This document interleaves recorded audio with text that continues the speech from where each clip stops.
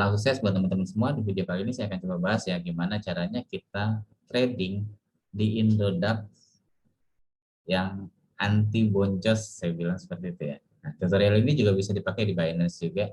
Jadi teman-teman bisa trading di Indodax maupun Binance pakai metode ini, saya jamin teman-teman nggak akan boncos.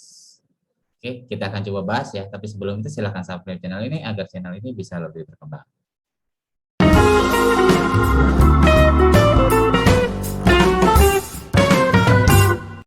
Terima kasih buat yang sudah subscribe. Nah, kita akan coba bahas ya gimana caranya kita trading di Indodax tanpa boncos gitu ya. Jadi ada beberapa tips yang harus teman-teman lakukan ya. Ini bisa dipakai di Indodax maupun di Binance, TKO dan lain-lain. Ya, sama sepertinya.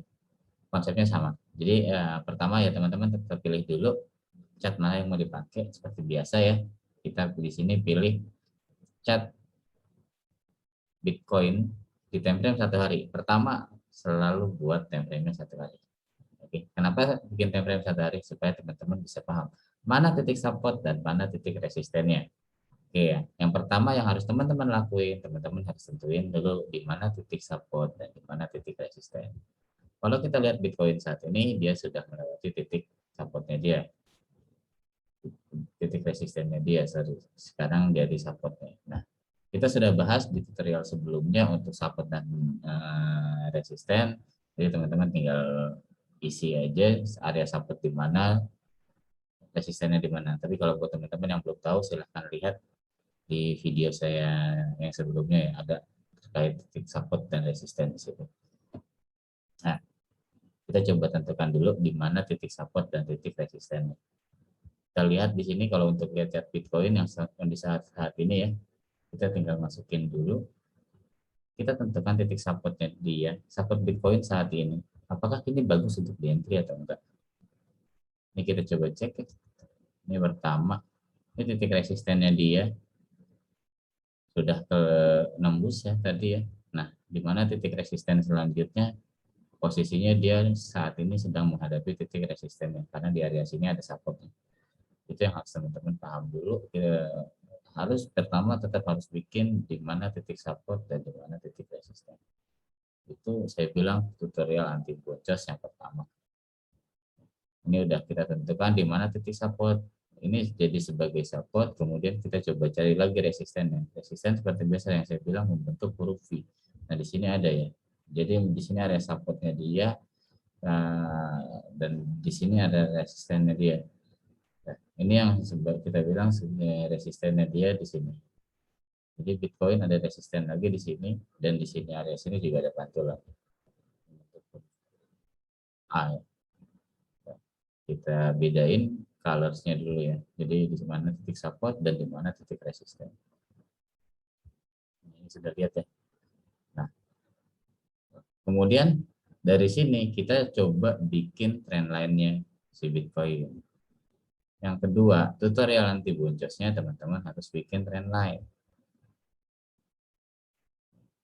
Harus bikin trend line. Trend line itu kita ambil dari titik support dan resistennya dari setiap pantulannya. Jadi kita ambil trend line ya seperti ini ya. Jadi di sini juga ada. Nah, kalau untuk yang Bitcoin kan kita cek di sini. Mantul ke sini ya. Nah, kita tarik garis lurus saja nih.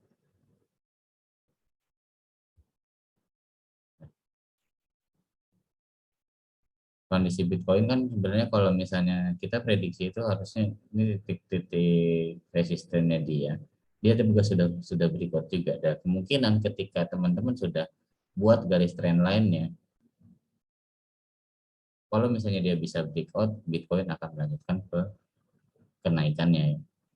Nah, kalau misalnya dia breakdown di sini, teman-teman bisa pasti Bitcoin akan jatuh. Nah, lihat kondisi kayak gini, Bitcoin sudah lewat lagi dari trend line-nya, dan dia akan membentuk trend line baru. Itu yang kedua. Jadi teman-teman harus bikin juga trend line-nya ya.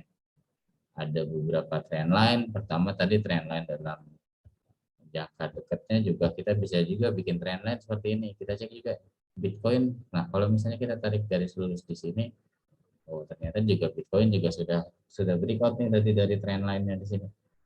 di 578 juta. Jadi kemungkinan dia akan naik lebih tinggi lagi. Jadi pastikan dulu teman-teman harus di time frame 1 hari, tarik setiap sudut-sudut resisten atau sudut-sudut support itu sebagai garis trendline-nya dia. Jadi teman-teman sudah bisa bikin trendline-nya, nanti baru di situ teman-teman bisa nentuin untuk posisi entry-nya. Nah, ini tuh yang kedua, tips yang kedua, teman-teman wajib membuat trendline. Oke, caranya seperti ini. Kemudian yang ketiga, teman-teman juga bisa pakai apa yang dinamakan dengan trend following. Trend following itu banyak, bisa dari EMA, Bollinger Band, moving average, kemudian MACD juga dia masuknya ke trend following. Nah, seperti apa? Kita coba masuk dulu di sini, kita pakai gunakan garis EMA. Misalnya saya biasa pakai EMA 20 dan EMA 50. Nah, gimana cara settingnya? Tips ketiga ya, kita harus pakai trend following. Ini saya setting dulu MA 20 dan MA 50. Nah, tujuannya nanti di sini apa sih? Kita bisa lihat tujuannya itu nanti kita lihat apakah tren chart yang kita sedang entry itu sedang tren naik atau sedang tren turun. Ini kita bisa tentukan dari trend line itu sendiri. Seperti ini, saya coba masukkan lagi. Saya kasih hijau, bisa biru. Nah, ini ya. Jadi ini yang disebut dengan trend following. Kita bisa gunakan trend following atau kita sebut dengan indikator ya. Trend following itu ya indikator yang nentuin harga itu sedang kondisi uptrend atau downtrend. Nah, ini udah kita buat, jadi ada 3 tips. Yang pertama, kita harus tahu titik support dan titik resisten. Kemudian juga kita harus tahu juga titik trend lainnya. Kemudian yang ketiga, kita harus menggunakan indikator trend following.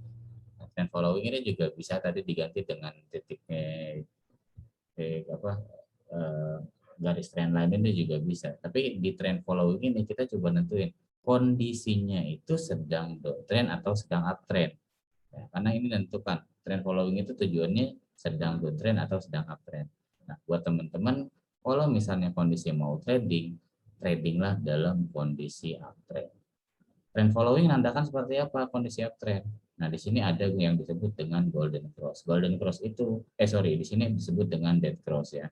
Dead cross itu di situ persilangan antara garis EMA 20 itu ada ke bawah menyilang dengan garis EMA 50. Jadi posisinya nggak boleh entry di kondisi seperti ini. Dead cross ini dilarang untuk entry kalau misalnya teman-teman nggak mau boncos. Kemudian kita coba cek juga di sini ternyata ada golden cross. Golden cross itu garis EMA 20-nya berada di atas dan garis EMA 50-nya berada di bawah. Oke, ini menandakan bahwa indikasinya sedang naik. Ini yang ketiga ya. Jadi teman-teman harus paham dulu bahwa adanya the golden cross dan dead cross itu bikin kita supaya lebih tenang saat kita trading ya. Jadi kita tahu trennya sedang tren naik atau tren turun. Dan indikator yang terakhir yang harus teman-teman pakai untuk tutorial anti boncos itu teman-teman bisa gunakan momentum oscillator. Nanti kita coba cek cara gunakannya seperti apa. Nah, untuk menggunakan momentum oscillator itu teman-teman di sini butuh kesabaran. Jadi ketika dia ada koreksi, teman-teman tinggal nunggu koreksinya itu dia touch ke area oversold-nya dia. Ini RSI ini ada yang overbought, titik jenuh beli, dan di sini titik jenuh jual. Nah, ketika posisi titik jenuh jualnya, contoh seperti ini ya, di sini ada titik jenuh penjualan di mana kondisinya dia harus turun terus ada di sini. Nah, kondisinya di sini teman-teman harus lihat bahwa ada yang disebut dengan divergensi ya. Jadi di sini kita bisa lihat bahwa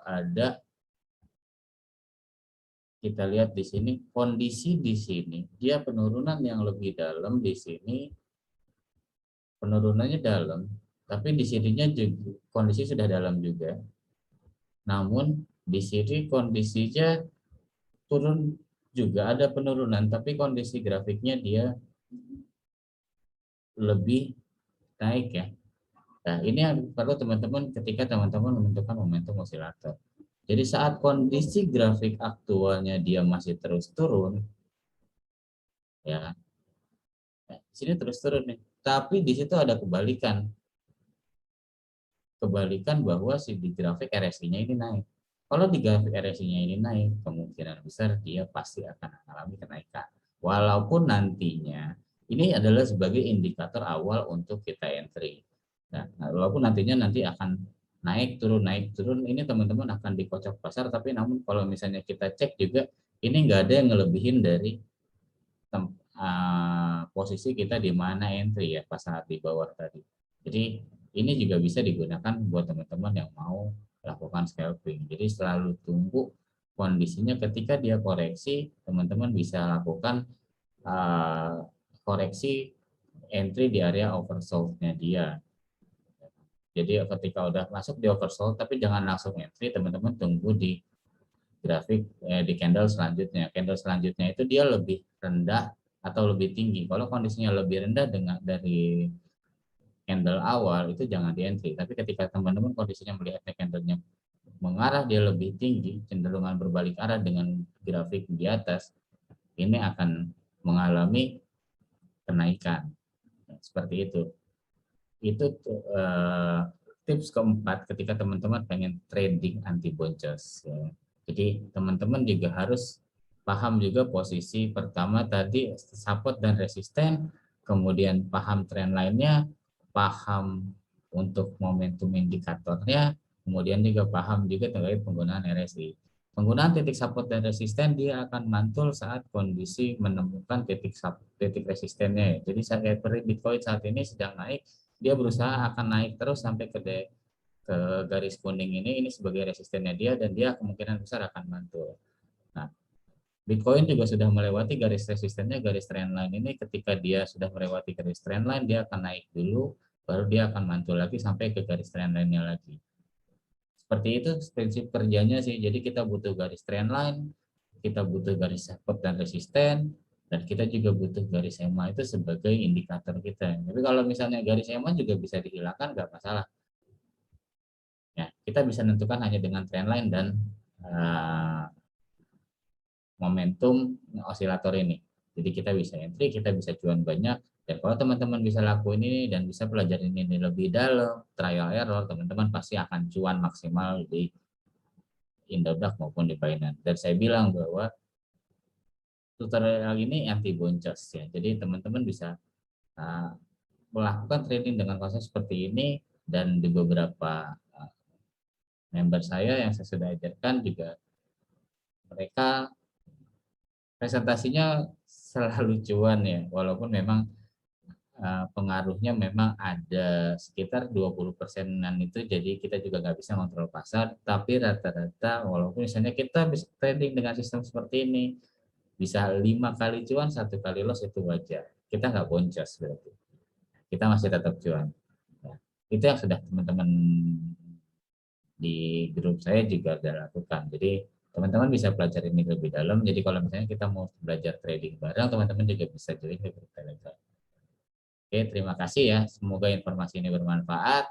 Buat yang pengen join grup Telegram, linknya ada di deskripsi. Silahkan join, kita di sini trading bareng-bareng, belajar bareng-bareng. Terima kasih. Salam cuan.